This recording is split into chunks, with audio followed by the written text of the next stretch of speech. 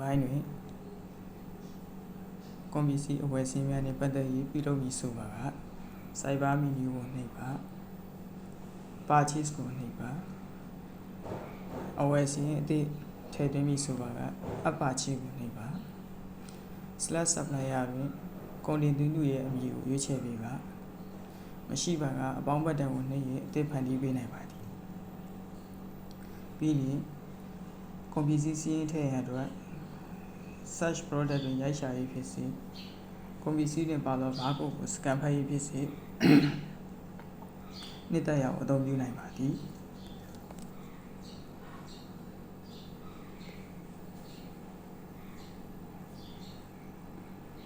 ထည့်သွင်းမည့် Product ကိုအပေါင်းဘတ်တန်နှိပ်၍ထည့်သွင်းပေးနိုင်ပါသည်မှားသောပါက Delete ဘတ်တန်ကိုနှိပ်၍ပယ်ဖျက်နိုင်ပါသည်အဝယ်စည်းထည့်သွင်းမည့်ကုန်ပစ္စည်းကိုတစ်ခုချင်းပြုပြင်ပြောင်းလဲမည်ဆိုပါက Edit ကိုနှိပ်ပါ Purchase Quantity တွင်အရေအတွက်ထည့်ပါရောင်းစည်းနဲ့ဝယ်စည်းကို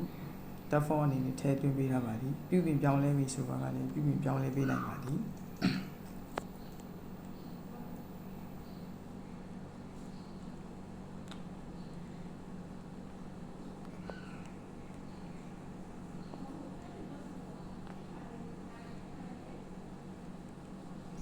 ပြီးရင် OK ကိုနှိပ်ပါ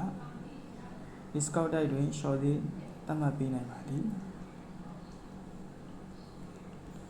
/start တွင်အခွန်ပမာဏထည့်ပေးနိုင်ပါသည်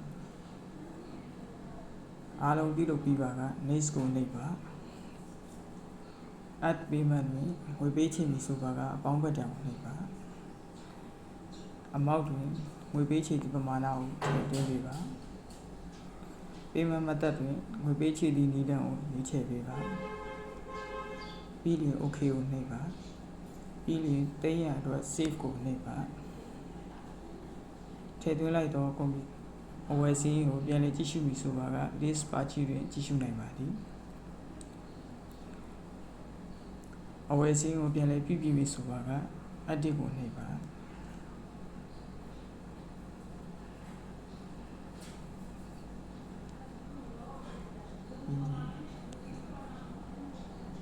ပြုပြင်ပြီးပါက Update ကိုနှိပ်ပေးပါ